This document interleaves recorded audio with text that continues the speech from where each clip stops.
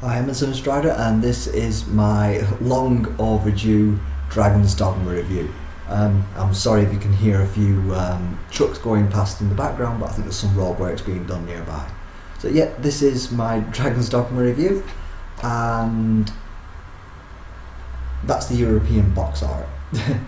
I've seen the American box art, and really I do like the art on the cover to look pretty decent.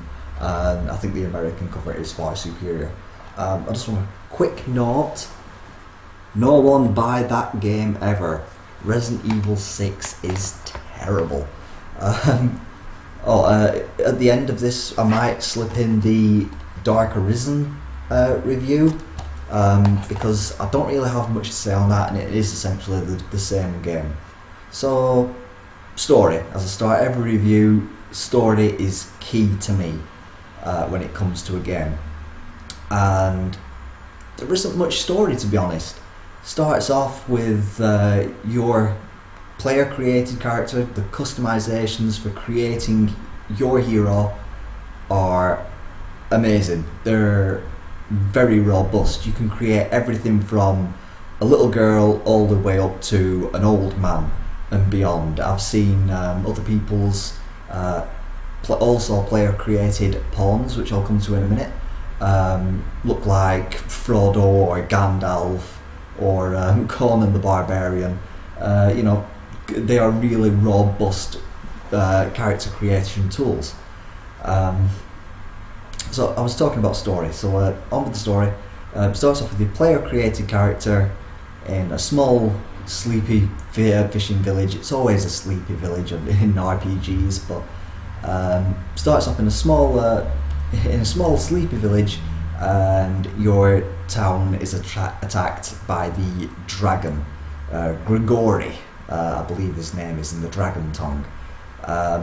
He attacks, and while there's chaos around you and people running away in sheer terror, including the guards who were there to enlist people into the army to fight the dragon, run away, your character takes up arms against the dragon. Excuse me. And yeah, you take up arms against the dragon, and you can't do anything. Pretty much no damage, but the dragon is impressed by your spirit, and he stabs out your heart with one finger and eats it.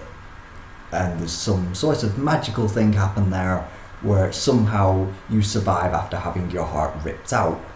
And from then on, it's a quest to get your heart back from the dragon. And besides that, there really isn't much story. It's just you going after the dragon to get your heart back, and that's it. There is a bit more story for those who are willing to dig for it, but in this day and age when gamers are like craving good storylines, I don't know why Capcom took the decision to hide the story. Just move that, so I always get pop-up on screen when I'm recording. Yeah, I don't know why Capcom decided to hide the story away, but there is more story there for people who are willing to look for it. So it was a bit of a weird thing. So along your way, during your quest, you also create a pawn. Now pawns are seen as by the other NPCs of the game as being a sort of emotionless mercenary. You can also create your own pawn, your main pawn, and using the same tools, so you can make them look whatever you want them to look like. You can do it. There is limitations, of course, but you can make pretty much anything. For instance, my pawn is a chesty female. I'm a guy, mage called Kira, who I enjoyed having throughout my journey, and your main pawn will be with you throughout your journey. You can also enlist two other pawns into your party, and those are created by other people around the world, unless you're playing offline, where it's random ones created by Capcom. There's hundreds, so I doubt you'll see a repeat character. But if you're playing offline, you can still enlist pawns using a rift stone to make your party. There's four party maximums. So there's yourself, the Arisen, as I didn't mention, you play as the Arisen once your heart is taken from you. Your main pawn and two pawns from around the world or the offline Capcom created ones. And there's a good selection, especially if you're playing online, because you've got the rest of the world's pawns at your disposal. It's set into classes, the game. There's fighter and warrior.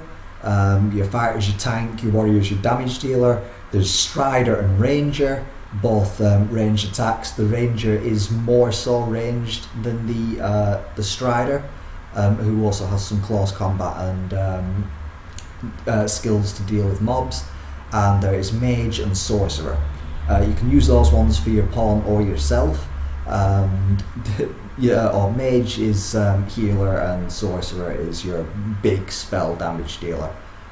Those spells, they'll take a longer while to cast. You can use those on your character, the Arisen or your pawn. You can switch them on the fly at an inn. There's no penalty for changing classes. You can change them whenever you wish at an inn.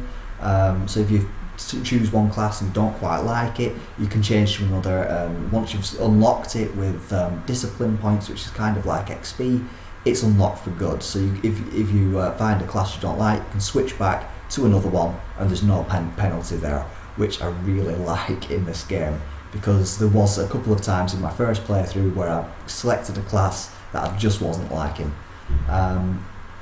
But I've had friends who say, I love that class. There's something for everyone. The Arisen does have access to 3 classes that your main pawn does not, and that's Mystic Knight, Magic Archer, and Assassin, I believe. And they basically does what it says on the tin. Your Assassin is your speedy warrior, ranger hybrid.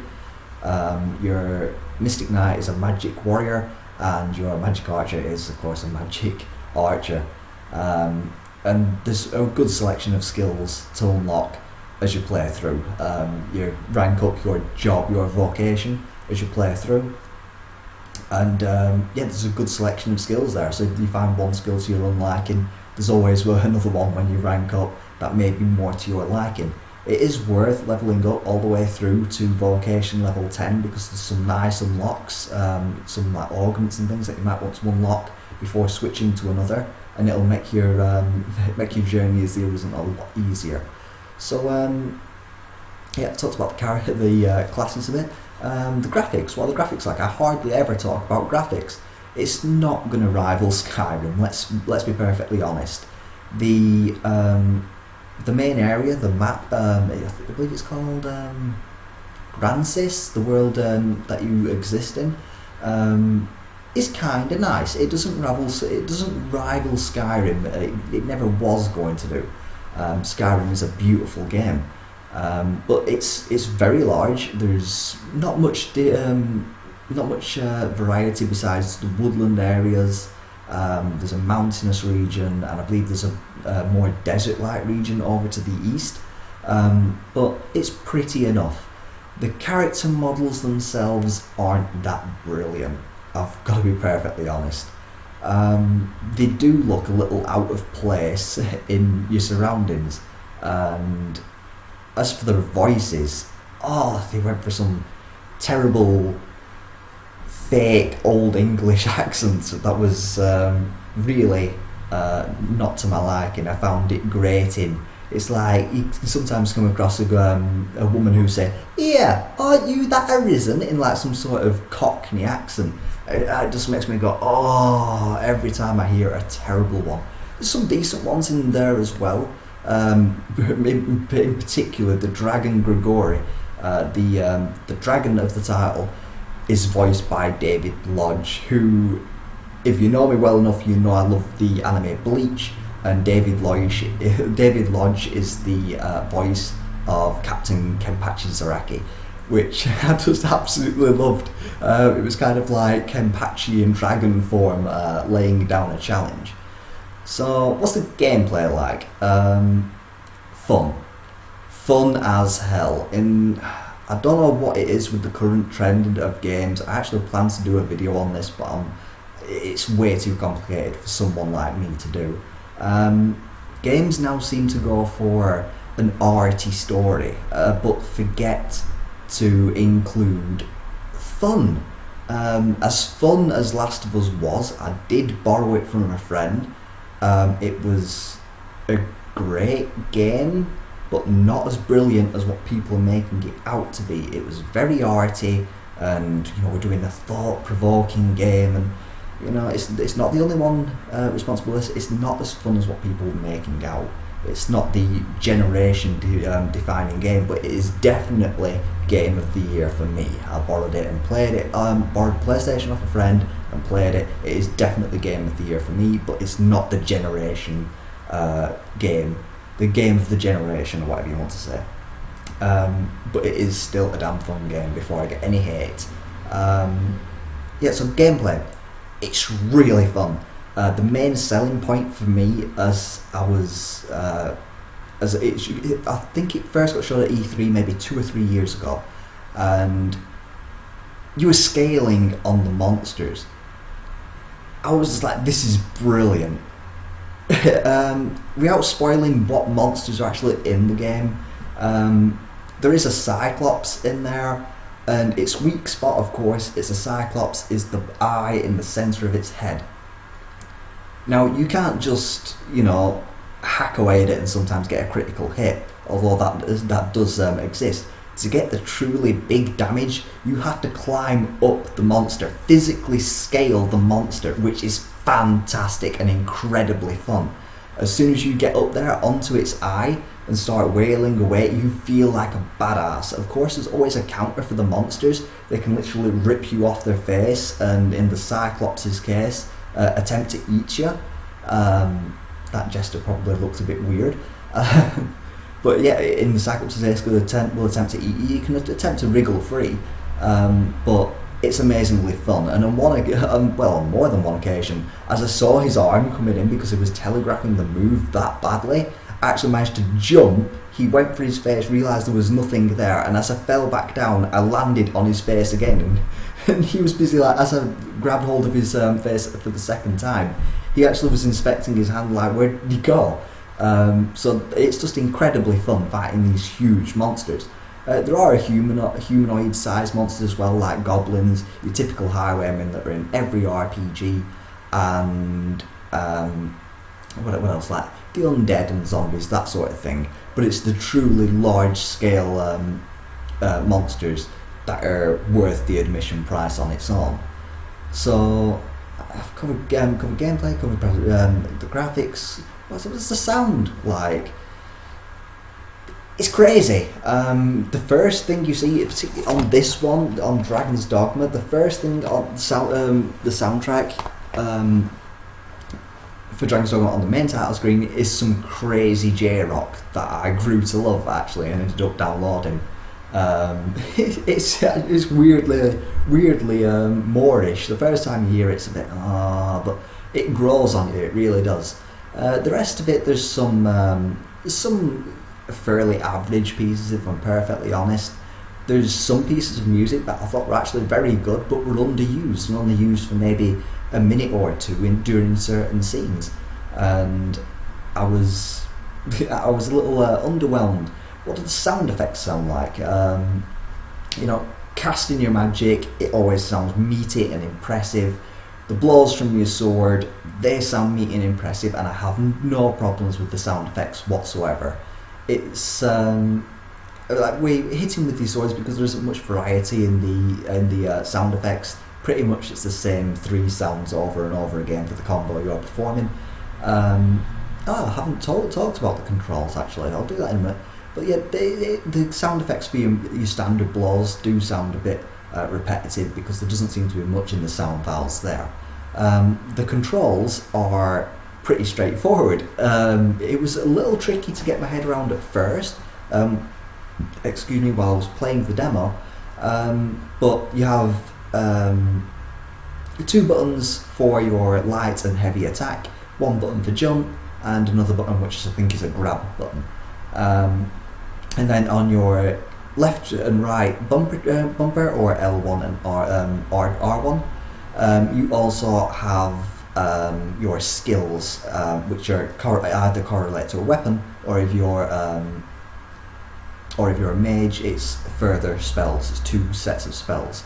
In the instance of the Strider, your right bumper or R1 may be your knife skills, and the left one will be your bow skills, and it also draws your bow as well. You can also fire standard shots from your bow, but you can also do things like meteor shot, which is an insanely fast, insanely fast moving arrow that does high damage. If you can hit the correct area. Each monster has its own weakness as well. While I was talking about sound, I did forget to mention pawn dialogue. If everyone would just do what I do and ask their pawn in the chair of knowledge to talk less, the world would be a happier place. The pawns don't shut up. They need to shut up. The amount of times I heard, "The path is perilously narrow, master. Please mind your step. It's weak to fire. Wolves hunt in packs," is unbelievable. They just don't shut the hell up. If it was informative dialogue, I wouldn't have had such a problem with it. But they keep repeating the same lines. Sometimes in the same fight, they will shout, "It's weak to fire."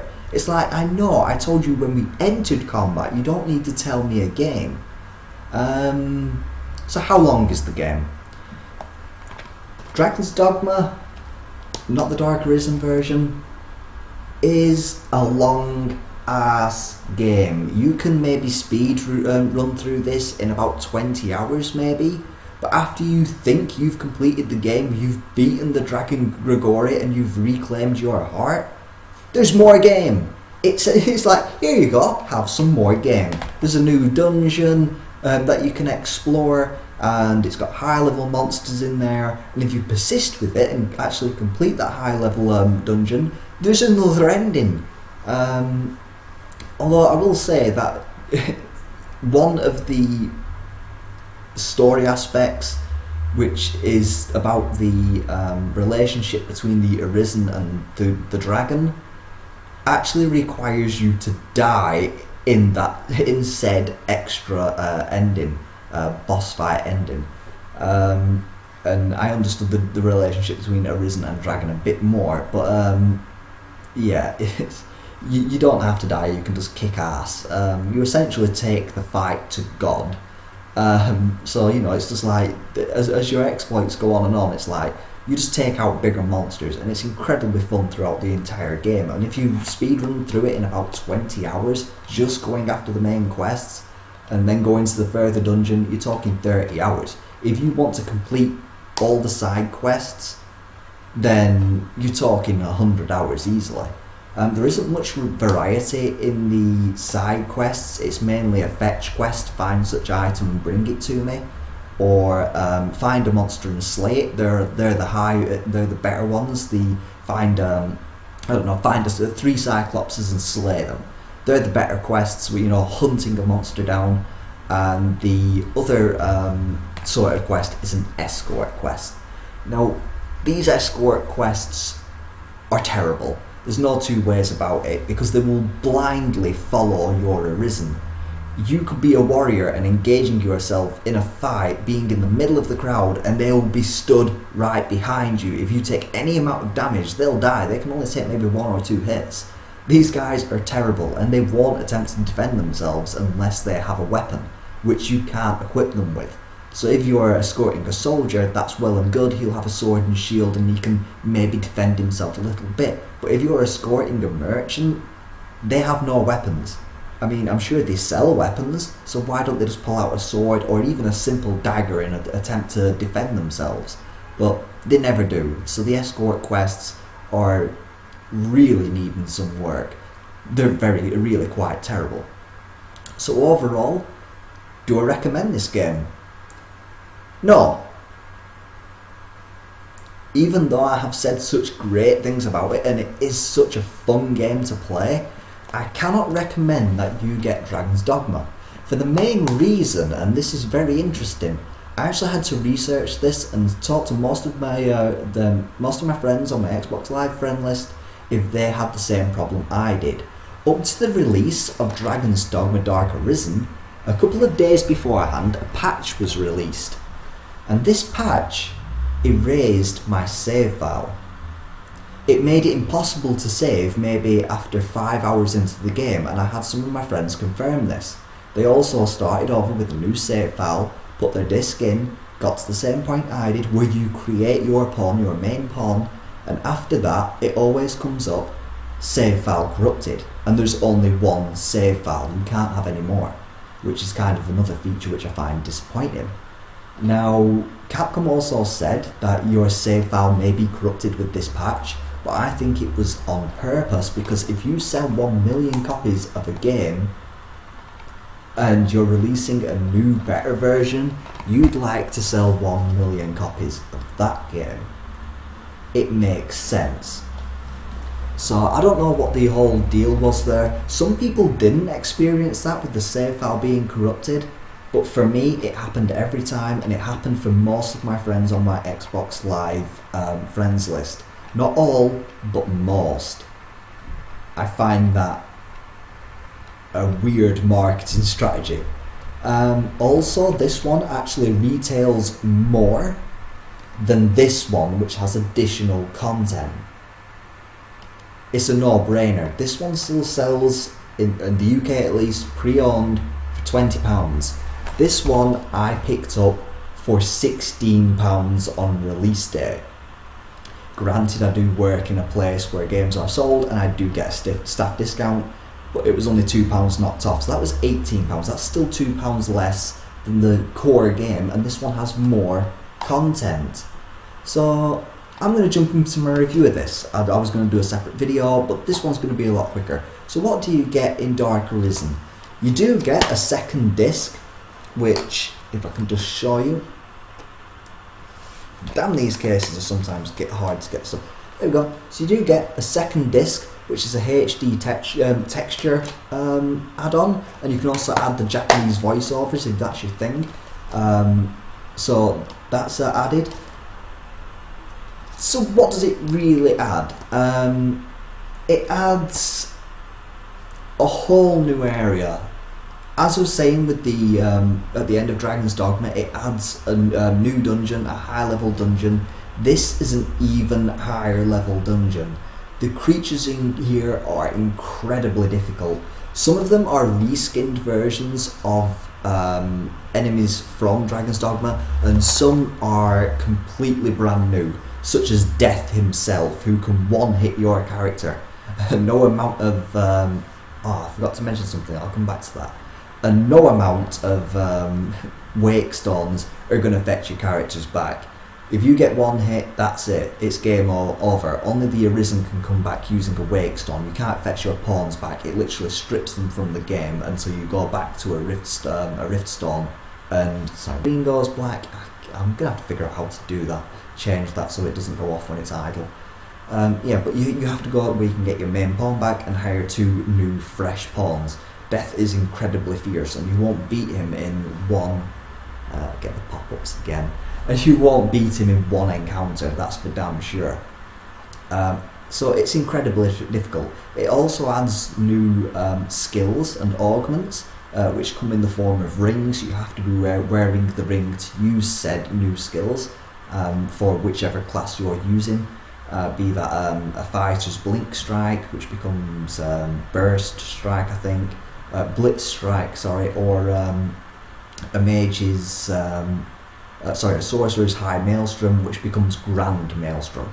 You unlock another tier. Some of the second tier skills for the classes are pretty destructive, and when you get a third one on top of that, they just go to a whole new level. It's really quite impressive when you call down your first meteor strike. I can't remember is it Bolide?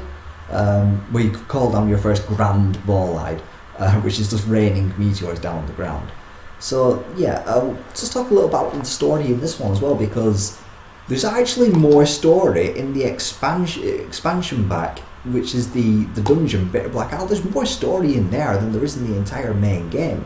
You're summoned to Bitter Black Owl by a character called Ulra, who, it's a bit of a video game cliche, but she's lost her memory. All she seems to remember is that she promised to help someone in the deepest depths of Bitter Black Owl, and she needs your help to do this. She can't physically join you, but she implores your help and asks you if you can go down and help the person at the bottom of Bitter Black Owl. And as you go along, you can find stone tablets, which in the entrance hallway will reveal some more of the history of Bitter Black Owl and the Arisen that have come before you. So it adds another layer of story on, all the way up to the last boss fight, which is quite an impressive boss fight as well. The area itself can maybe be completed in 10 hours, or if you're as thorough as I am and really like exploring, then it can maybe be 30 to 40 hours. I know that I had some real difficulty beating the last boss in this, because I just didn't get any decent item drops on the way to him. Despite the fact that I was doing all this exploring, the game didn't deem it necessary for me to have any of the third level skills, so I struggled, which is why my review took so long to finally talk about. So yeah, I was going to talk about this, I forgot to mention it, the fast travel. In this one, it's shockingly bad. I can understand that not all players are like me. I enjoy wandering around the world and stumbling across some of the large monster fights, but I can understand why a fast travel system is necessary.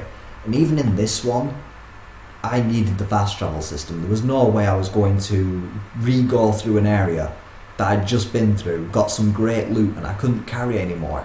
I had to go back, sell it, rest, because during the night time, you don't want to travel during the night, and head back out in the morning, go back to the dungeon, and it's repopulated, so I'm just getting more loot.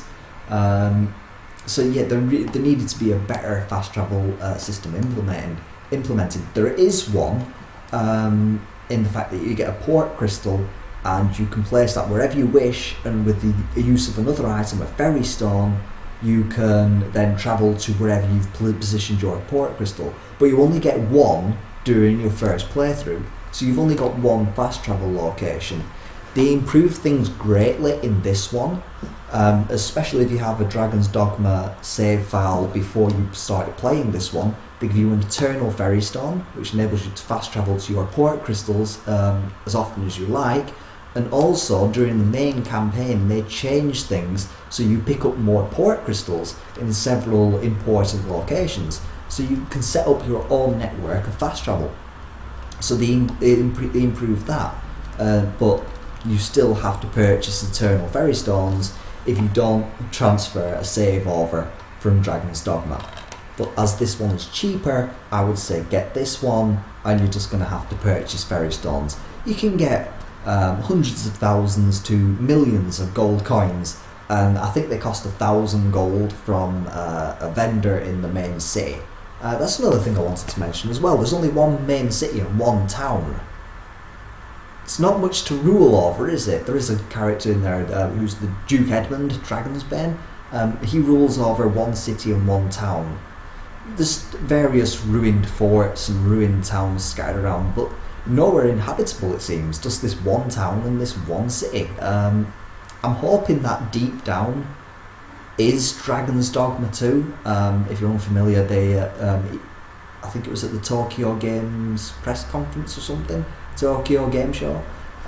They did show a trailer, Capcom showed a trailer off for an unspecified game which was just called Project Deep Down. I do hope Project Deep Down is a Dragon's Dogma 2, I really do. I think with everything they've learned from Dragon's Dogma and Dragon's Dogma Dark Arisen, they could make a fantastic game, and we all like fighting giant monsters, particularly dragons. Dragons are incredibly difficult to take down though. So yeah, out of the two, I would definitely recommend picking up this one. If you're an action RPG fan, definitely pick it up.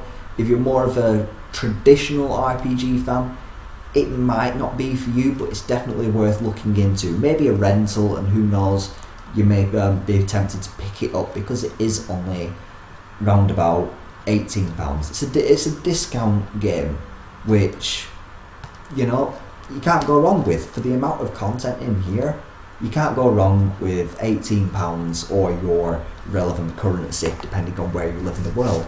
So yeah, I'm going to be covering more games that you might have missed as the next generation is rolling around. I'll also be covering some new ones if I pick them up. I don't know, I'll definitely be getting to Grand Theft Auto 5, but I don't think there's anything coming out on the current generation that I'm particularly interested in besides Grand Theft Auto 5. I'm thinking about reviewing Dead Island. I've still got it down there. I'm still playing through it, and Dead Island Riptide. But we'll see where things go, because it's a long game. I think I'm only just about halfway through it, and it's a hella long game, and I'm not enjoying it as much as I would if I was playing it with someone else. So I'm going to have to try and persuade someone to jump into a game with me, just so I can review how it works as a co-op game as well. So that's my final verdict. Pick up Dragon's Dogma Dark Arisen if you're an action RPG fan. You'll absolutely love it, despite some of the niggles. And if you're a traditional RPG fan, you may still enjoy it. So I think I've covered absolutely everything. Thank you for watching. You don't have to click the like, comment or subscribe button. You don't have to do any of that. As I said, I do this for fun, and just as long as you enjoyed the video, you don't have to do anything besides. Just enjoy it, watch it, nothing else. You don't have to comment, like, subscribe. You don't have to do any of that stuff. Just the fact that you watch my video is enough for me, and if you enjoyed it, fair enough. As always, I've been N7 Strider, and I should go.